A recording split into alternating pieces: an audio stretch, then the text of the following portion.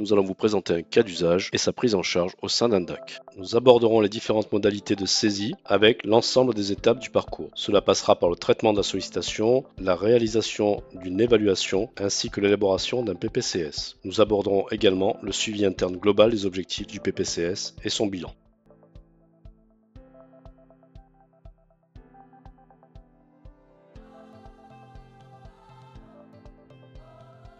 Nous allons voir successivement l'ensemble des étapes du parcours comme présenté dans cette schématisation.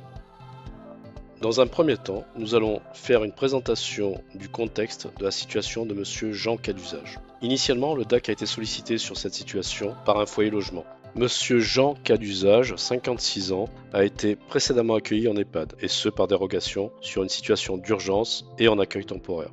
Cet établissement n'étant pas adapté à cette situation, il a ensuite intégré un foyer logement, Les Tilleuls, dans lequel il est hébergé depuis 1 mois. La direction du foyer logement sollicite aujourd'hui le DAC, et ce face à la complexité de la situation de Monsieur Jean Cas d'usage. À ce stade, les équipes du foyer logement ont repéré des alcoolisations massives et régulières, ainsi qu'une absence de suivi médical, un isolement social et une situation financière précaire.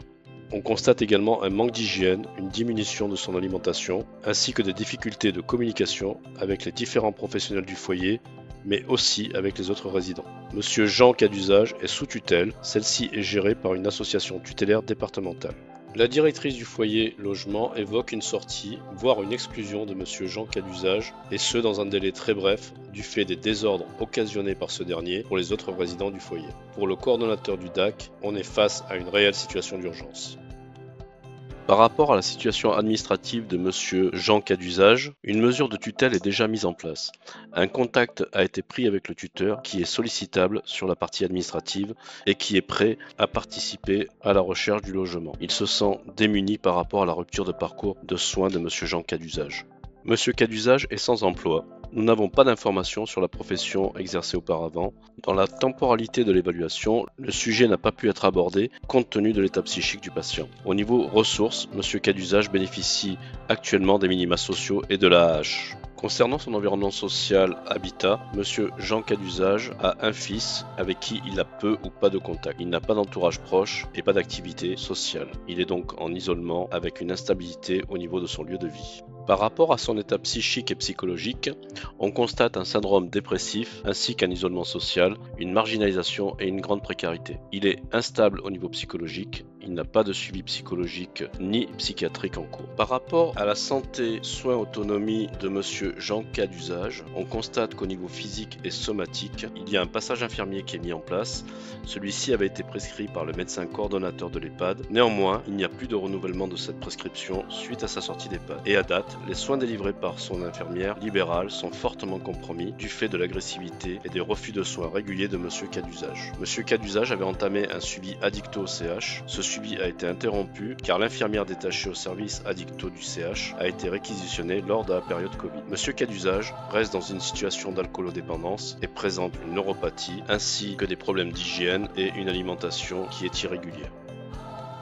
À ce stade, nous pouvons faire une synthèse de cette évaluation et envisager les projets à mettre en place. Compte tenu de l'urgence de la situation et de l'état de Monsieur Cas d'usage, 2 problématiques sont identifiées comme étant à traiter prioritairement. Dans le cadre du lieu de vie et de l'habitat, la recherche d'un nouveau logement tout d'abord, puis dans le cadre du parcours de soins, la recherche d'un médecin traitant.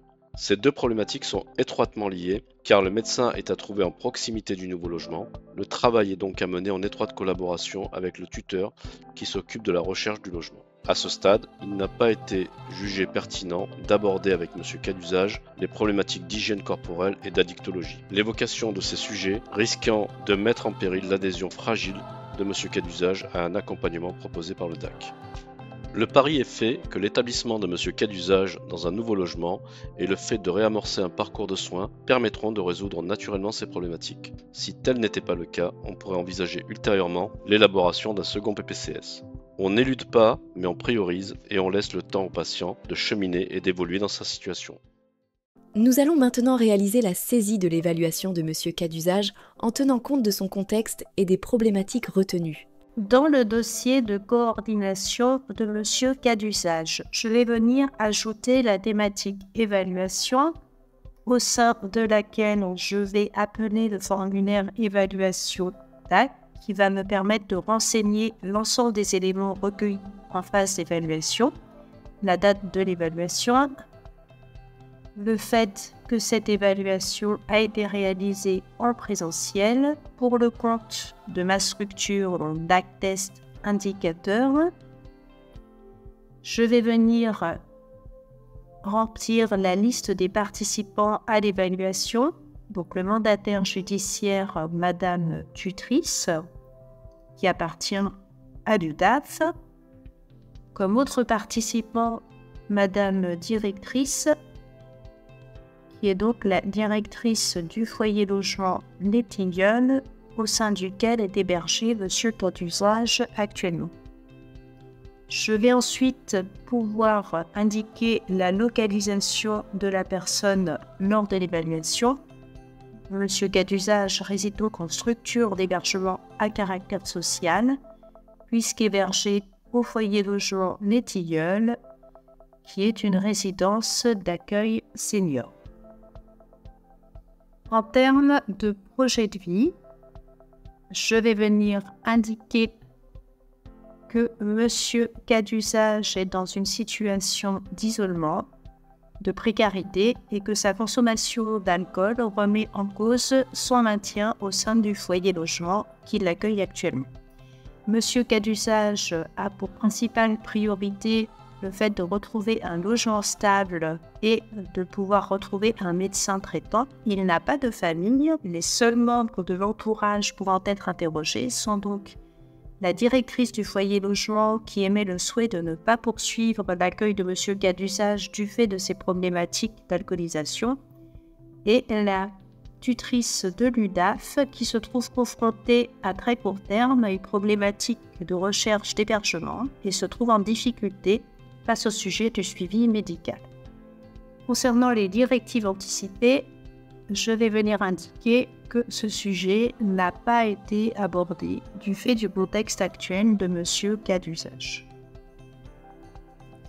Dans la rubrique Santé, soins, autonomie, je vais venir indiquer le parcours de vie difficile de Monsieur Cadusage, son suivi au CH pour addiction, interrompu depuis 2 ans suite à la période Covid et à la réquisition des professionnels du CH. Je précise que Monsieur Cadusage est en capacité de se déplacer de manière totalement autonome, que d'un point de vue autonomie décisionnelle et fonctionnelle, Monsieur Cadusage est en capacité de s'exprimer, de donner son avis, bien que souvent dans le refus du fait de son état psychique et de son alcoolisme.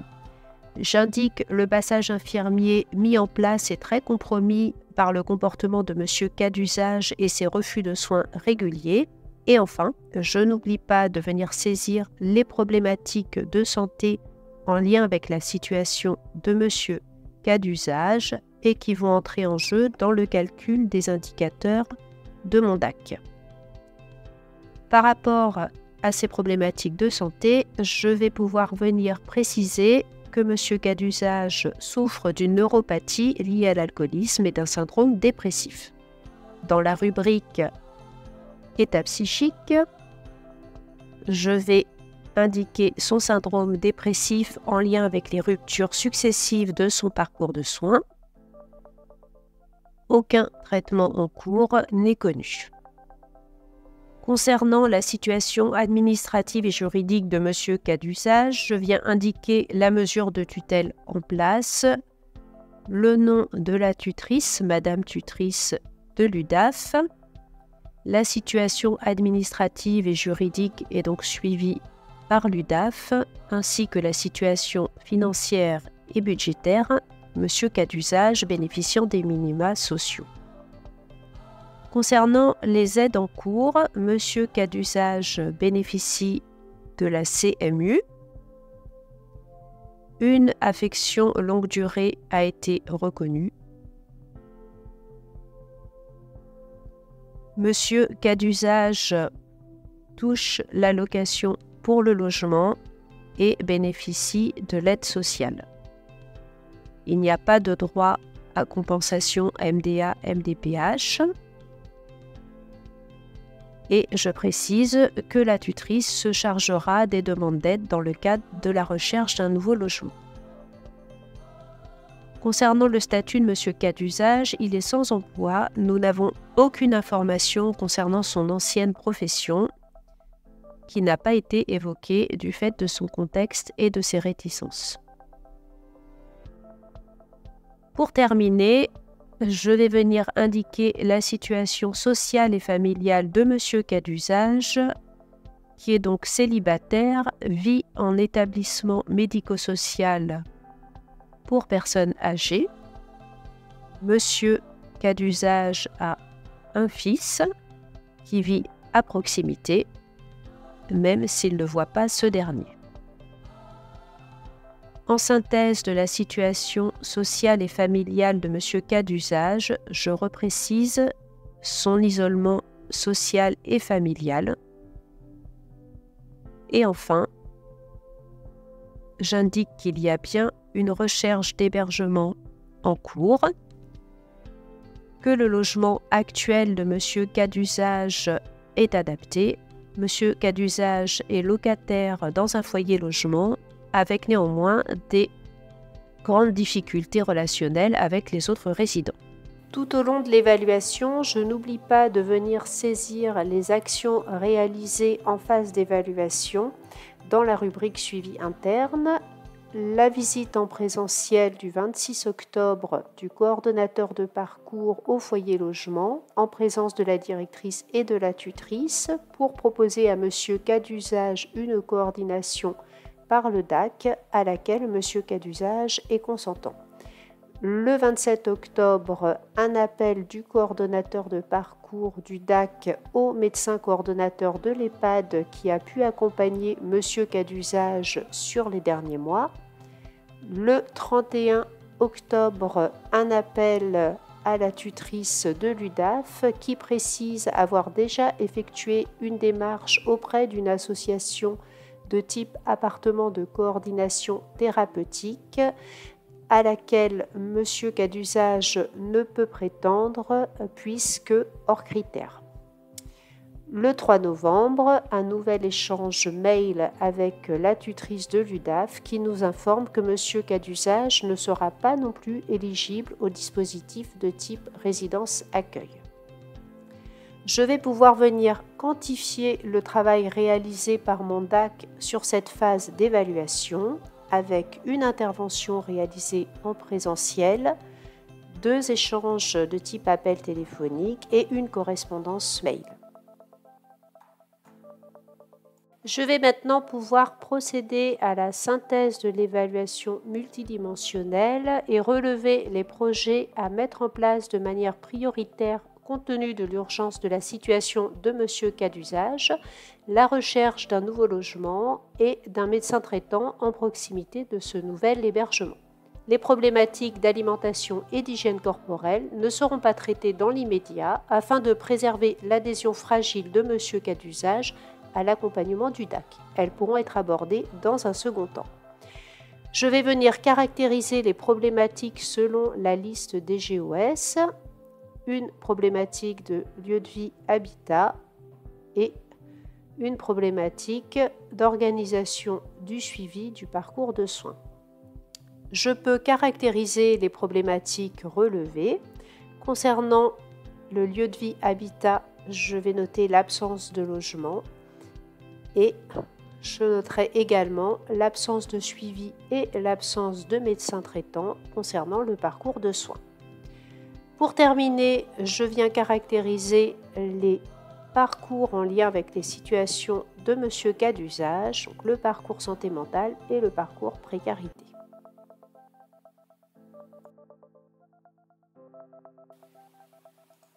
Une fois mon évaluation terminée, je vais l'enregistrer, puis la clôturer pour permettre la recopie des champs présents dans le PPCS. Je vais retrouver cette évaluation dans le dossier de M. Cas d'usage avec un petit cadenas orange indiquant que ce formulaire est bien clôturé. À tout moment, je peux revenir sur l'évaluation réalisée et l'ouvrir pour en envoyer une synthèse aux professionnels impliqués dans la prise en charge de M. Cas d'usage. Quand la synthèse est ouverte, je peux choisir de la sauvegarder directement dans les documents du dossier SPICO, de la charger en PDF sur mon poste de travail. Si j'ouvre le document généré, je constate que toutes les rubriques renseignées lors de la phase d'évaluation sont bien présentes. L'envoi de la synthèse à des partenaires extérieurs se fera de préférence via la messagerie instantanée de santé SPICO Discussion ou par une messagerie sécurisée de santé telle que Medemail. À ce stade, il nous faut préciser des questionnements en lien avec le PPCS à élaborer. Quand doit-on réaliser un PPCS ? Qui le valide ? Qui est référent d'un PPCS ? Quel en est l'objectif attendu ? Qui peut le rédiger ? Quel cadre peut définir le PPCS ? Quand dois-je faire une réévaluation du PPCS ? Et si besoin, éditer une version 2 ? Pour répondre à toutes ces questions capitales, nous allons nous appuyer sur les recommandations de la DGOS et du cahier des charges nationales pour les outils régionaux de parcours et de coordination, ainsi que sur les recommandations des formateurs de la FACS qui ont contribué à ce travail. La première question à se poser est « Quand doit-on réaliser un PPCS ?» Le lancement d'un PPCS s'appuie sur une coordination d'acteurs multiples et sur une situation complexe. Il s'appuie également sur plusieurs éléments, notamment les évaluations réalisées précédemment ou collectées auprès des partenaires et sur la concertation de la personne et de son entourage. Un recueil des problématiques est identifié par les professionnels. L'ensemble des professionnels pourront alors s'accorder avec la personne sur les objectifs partagés qui sont inscrits à ce PPCS et qui seront déclinés en actions et complétés par des indicateurs avec une date de bilan.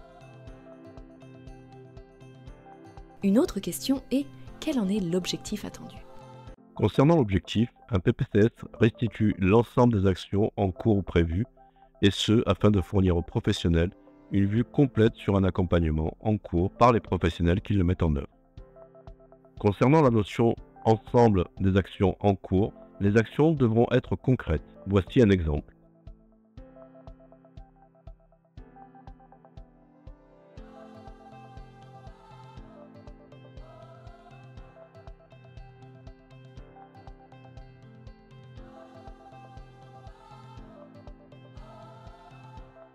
Quel cadre peut définir le PPCS ?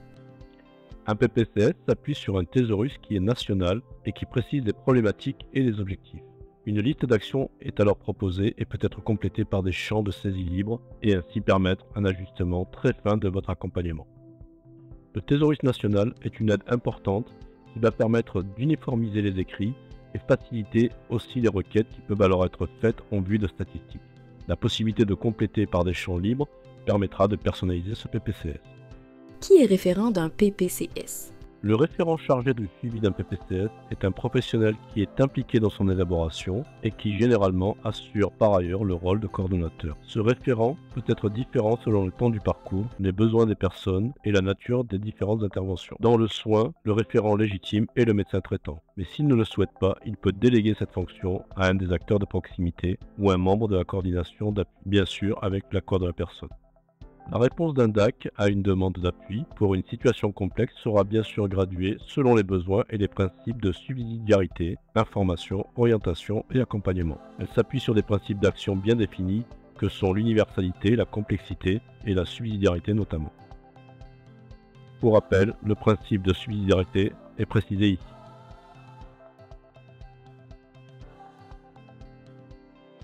Qui peut le rédiger et qui peut être délégué ? La rédaction est partagée, mais il faudra un auteur de ce document qui va stabiliser et clôturer l'étape de rédaction. Un consensus en région a préconisé de laisser ouvert la rédaction, mais laisser la main au DAC qui en est le référent pour valider et envoyer le document au médecin.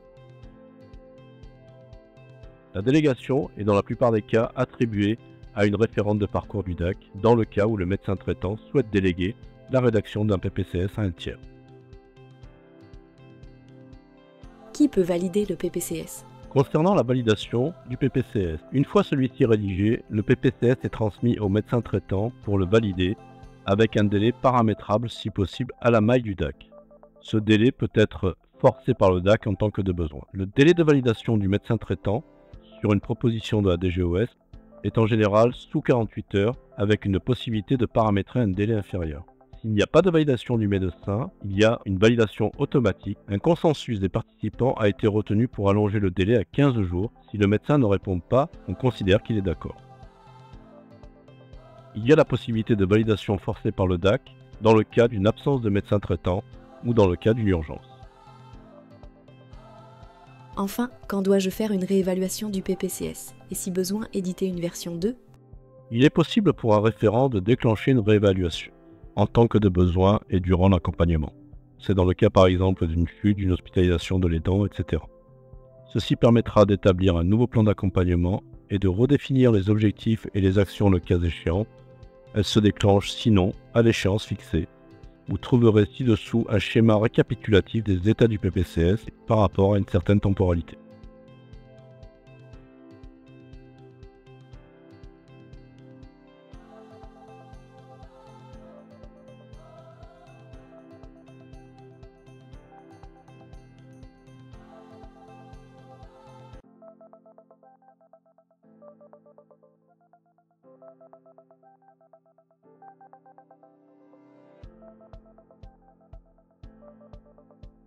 Après avoir abordé ces questionnements, nous allons maintenant revenir à la situation de Monsieur cas d'usage, et ce, afin de saisir le PPCS en lien avec sa situation.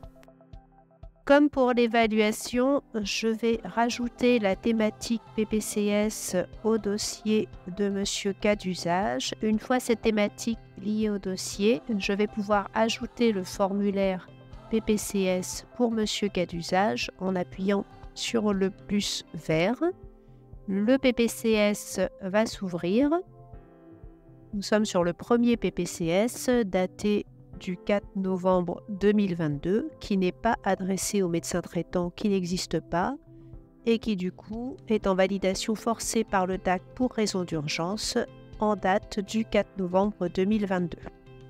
Le référent du PPCS sera donc dans ce cas le coordonnateur de parcours du DAC, Monsieur Indicateur DAC, que je viens renseigner. Concernant le recueil d'informations sur la personne et son contexte, je peux visualiser dans cette rubrique que tous les éléments qui ont été renseignés lors de l'évaluation sont bien recopiés à la création du PPCS et je viendrai juste compléter l'encart sur le contexte de la démarche PPCS pour repréciser la problématique d'urgence par rapport au logement et au parcours de soins. Je renseigne la non-opposition de Monsieur cas d'usage recueillie lors de l'évaluation le 26 octobre et le fait qu'il est informé du traitement sur ces données. Je vais ensuite venir compléter les intervenants que je choisis au niveau du cercle de soins du dossier, le coordonnateur de parcours du DAC, donc moi-même, puis Madame tutrice Lucette, la mandataire judiciaire de l'UDAF, qui est donc tutrice sur la situation. Je vais pouvoir ajouter comme intervenant sur la création de ce PPCS Madame directrice Anne, du foyer logement Les Tilleuls, qui est donc la directrice de ce foyer logement. Et de la même manière, je viendrai ajouter Léa infirmière du cabinet IDEL et qui est donc l'infirmière libérale intervenant sur la situation, bien qu'en difficulté par rapport au comportement de Monsieur cas d'usage. Dans la rubrique propos et souhaits de la personne, je vais m'assurer de la recopie des éléments saisis lors de l'évaluation. De la même manière, je vérifie la présence des problématiques saisies lors de l'évaluation ainsi que de leur caractérisation. Je vais pouvoir venir ajouter une date de bilan prévisionnelle pour le PPCS, ici au 30 mars 2023. Avant de me consacrer à la saisie des objectifs selon la liste d'intitulés du Thésaurus PPCS national, un premier objectif en lien avec le lieu de vie et l'habitat, qui consistera à accompagner Monsieur Cas d'usage dans la recherche d'un logement adapté et dans son déménagement. Cette action incombera au coordonnateur du DAC et à la tutrice de l'UDAF et l'objectif sera atteint quand Monsieur Cas d'usage aura retrouvé un logement. En objectif 2, je vais venir positionner la recherche du médecin traitant avec un objectif consistant à favoriser l'accès aux soins. Cette action incombera au coordonnateur du DAC qui sera chargé d'appeler les médecins pour trouver un médecin traitant et l'objectif sera atteint quand Monsieur Cas d'usage sera à nouveau suivi par un médecin traitant.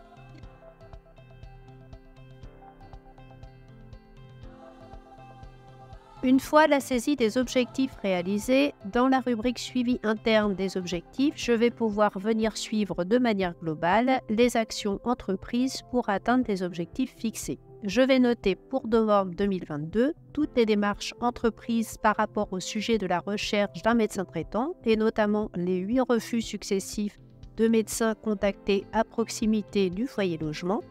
Le 10 novembre, un dépôt de dossier au foyer logement Les Marguerites par la tutrice de l'UDAF. Du 15 au 22 novembre, malheureusement, un épisode d'hospitalisation de Monsieur Cas d'usage qui a chuté sur la voie publique et qui est donc passé par le service des urgences puis le service de réanimation. Dans la foulée, le 17 novembre, une réponse négative du foyer logement Les Marguerites concernant l'accueil de Monsieur Cas d'usage, car celui-ci ne s'inscrit pas dans un parcours de soins en addictologie. Et le 18 novembre, un contact avec un médecin généraliste à proximité du foyer logement qui pourrait accepter un suivi de Monsieur Cas d'usage, mais uniquement si celui-ci acceptait de démarrer un suivi en addictologie. Fin novembre donc, plusieurs contacts avec des associations, dont le 24 novembre, un contact avec l'association Addiction France qui aurait la possibilité de proposer un premier entretien fin décembre à Monsieur Cas d'usage, à condition que celui-ci fasse la démarche de téléphoner lui-même. À ce stade, on constate que le suivi en addictologie de Monsieur Cas d'usage conditionne finalement l'aboutissement de la recherche d'un logement et d'un médecin traitant en proximité de ce logement. Nous allons donc venir incrémenter les objectifs du PPCS puisqu'un troisième objectif se dessine sur ce suivi addictologie à mettre en place. Nous allons donc venir relever en objectif 3, dans la partie parcours de soins, le fait de prévenir et favoriser la prise en charge des conduites addictives. En termes d'actions à réaliser, il faudra sensibiliser aux conduites addictives, programmer une consultation spécialisée, une hospitalisation de sevrage initial, une hospitalisation de jour de suivi et une hospitalisation post-cure. Je vais venir préciser que le référent de cette action est le coordonnateur de parcours du DAC et repréciser les conditions dans lesquelles ce troisième objectif s'inscrit au niveau du PPCS, à savoir le contexte de dégradation de la situation de Monsieur Cas d'usage avec son passage aux urgences et la recherche de médecins traitants et de logements qui sont conditionnés à cette prise en charge en addictologie. En critères d'atteinte de ce nouvel objectif, l'adhésion de Monsieur Cas d'usage à un contrat thérapeutique en lien avec son addiction et son sevrage qui doit lui permettre d'obtenir une place en foyer logement. Une fois ce troisième objectif réalisé, je vais pouvoir revenir à mon suivi d'objectifs avec pour décembre 2022 une prolongation pour Monsieur Cas d'usage de l'accueil au foyer logement du fait des démarches entreprises en matière de coordination, des demandes de logement toujours en cours gérées par la tutrice et malheureusement le 8 décembre, un nouveau passage aux urgences de Monsieur Cas d'usage suite à une alcoolisation massive Il est accompagné par la directrice du foyer logement car aucun médecin de ville n'a accepté de se déplacer pour évaluer son état. Un relais est pris par le DAC pour demander aux urgences l'orientation de M. cas d'usage vers l'unité d'accueil, de diagnostic et d'orientation avec dans un premier temps un refus des urgences. Néanmoins, le lendemain, M. cas d'usage est finalement orienté vers cette unité avec, le 10 décembre, un accueil en court séjour qui se débloque au CH Sainte-Marie. Le DAC va donc faire le lien avec le cadre de santé et l'assistante de service social, le service acceptant de prendre en charge le sevrage de M. cas d'usage. En décembre, toujours, on se retrouve avec un contrat de séjour au foyer logement qui a une échéance au 17 décembre et donc une urgence à trouver un nouveau logement. Une tutrice qui effectue toujours des démarches en ce sens, mais M. cas d'usage qui refuse la solution post-cure, bien que sortant de court séjour le 29 décembre. Ce n'est que le 27 décembre que M. cas d'usage acceptera l'orientation post-cure. À partir de là, en janvier 2023, une réunion de concertation pluriprofessionnelle va pouvoir se mettre en place dans les locaux du court séjour avec la participation de l'UDAF, du DAC, de M. cas d'usage, de l'assistante sociale et du cadre de santé du court séjour. Cette réunion va permettre de valider le dossier post-cure et le projet de M. cas d'usage de rester en post-cure sur une durée de 10 semaines avant d'intégrer un nouveau logement, de préférence pour M. cas d'usage, un logement de type foyer logement. Je vais pouvoir venir enregistrer cette réunion de concertation pluriprofessionnelle au niveau des fiches d'intervention du dossier. Pour ce faire, je vais fermer temporairement mon PPCS, venir ouvrir dans l'onglet Suivi réunion une fiche d'intervention réunion en appuyant sur le bouton plus vert, fiche dans laquelle je vais consigner la date de réunion de concertation pluriprofessionnelle, le 4 janvier 2023, le fait que cette réunion est bien une réunion réalisée par un professionnel du DAC en présentiel. En résumé, je décris le projet validé en cours de réunion avec M. cas d'usage. Enfin, j'enregistre la fiche d'intervention et je la ferme. Je vais pouvoir revenir à mon PPCS et au suivi global des objectifs.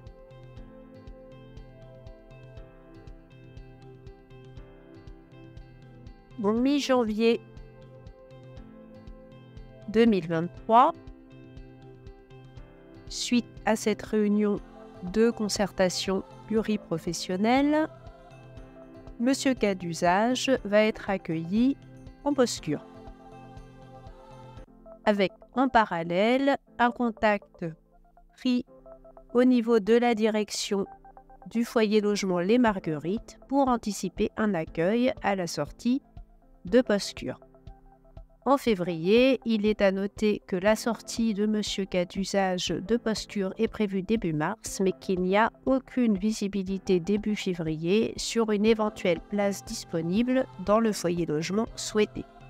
Fin février, une place se libère pour mi-mars et donc une visite va être organisée pour M. cas d'usage le 27 février.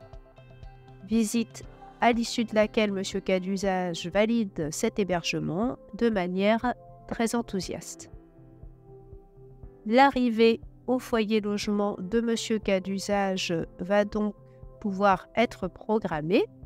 L'entrée est prévue pour le 14 mars dans un appartement du foyer logement. Et à cette date aura donc lieu un rendez-vous d'accueil de M. cas d'usage avec l'UDAF, le DAC, le médecin traitant et les professionnels intervenant dans la prise en charge. Puisque monsieur cas d'usage a désormais retrouvé un logement et un médecin traitant à proximité, je vais pouvoir venir évaluer l'atteinte des objectifs fixés au PPCS. Monsieur cas d'usage a intégré le foyer logement Les Marguerites au 14 mars 2023. L'objectif 1 concernant le logement peut donc être considéré comme étant atteint. L'objectif 2 concernant la recherche d'un médecin traitant en proximité du nouveau logement est bien atteint également puisque monsieur cas d'usage est désormais suivi régulièrement par son nouveau médecin traitant. J'attendrai avant d'évaluer l'objectif 3 concernant le suivi en addictologie de valider que la situation est bien stabilisée et que le sevrage de monsieur cas d'usage est réellement effectif. Au niveau du suivi interne des objectifs, je vais pouvoir noter que sur la période d'avril à juin 2023, nous sommes sur une phase de sécurisation du parcours avec des contacts réguliers entre monsieur cas d'usage, le DAC, l'UDAF, le médecin traitant et le foyer logement. À l'issue de cette période, le 29 juin, une mise en veille de l'appui à la coordination du DAC est validée par monsieur cas d'usage ainsi que par la tutrice UDAF, le médecin traitant, le foyer logement, qui ne ressentent plus le besoin de l'appui du DAC pour gérer la situation. Je peux alors évaluer l'objectif 3 du PPCS qui concernait le suivi addictologie, considérant que cet objectif est atteint fin juin puisque la situation est stabilisée au bout des 8 mois d'accompagnement du DAC. À ce stade, je vais donc pouvoir rédiger la synthèse du PPCS en indiquant une date de bilan au 29 juin 2023. Je note que monsieur cas d'usage adhère à sa prise en charge régulière par les équipes du CH pour son suivi en addictologie, au suivi régulier proposé par le CMP du secteur et au suivi de son parcours de soins par son nouveau médecin traitant. Monsieur cas d'usage est satisfait de son nouveau logement et s'inscrit très bien dans le collectif. On peut donc considérer que la situation est stabilisée au bout de 8 mois. Finalement, les problématiques d'hygiène et de nutrition se sont résorbées et seront suivies par le médecin traitant. Il s'agit donc d'une fin d'accompagnement. Je vais enregistrer le PPCS et le fermer. Et il ne me restera finalement plus qu'à venir mettre à jour le statut de dossier de monsieur cas d'usage pour indiquer à la date du 29 juin 2023 une sortie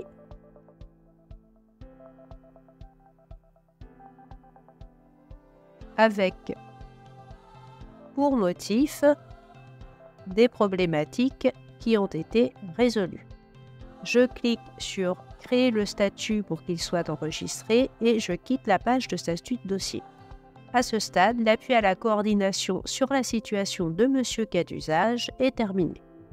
De la même manière que pour l'évaluation DAC, il est à noter qu'il est à tout moment possible d'éditer une synthèse du PPCS, ce directement depuis le tableau de suivi formulaire. Avec l'édition de la synthèse complète, j'obtiendrai une restitution exhaustive de tous les éléments saisis dans le PPCS. La synthèse partielle se résumera à la liste des participants à l'élaboration du PPCS et au plan d'action mis en place avec le rappel des problématiques relevées, le suivi des objectifs fixés et éventuellement le suivi des écarts relevés. En effet, dans la situation de monsieur cas d'usage, tous les objectifs fixés ont été atteints. Il aurait pu en être autrement, auquel cas nous serions venus dans le PPCS au moment du bilan réalisé par objectif, déclarer que l'objectif considéré n'a pas été atteint en précisant une date de relevé d'écart ainsi que la cause de cet écart et selon cette cause, la pertinence de réaliser ou pas une déclaration de rupture de parcours dans le cadre de l'Observatoire territorial des parcours. Enfin, précisons que le DAC qui a mis fin à son accompagnement du fait de la stabilisation de la situation de M. Cadusage pourrait à tout moment être ressollicité par les professionnels du cercle de soins si une rechute suffisamment sévère de M. Cadusage le justifiait. Merci pour votre attention.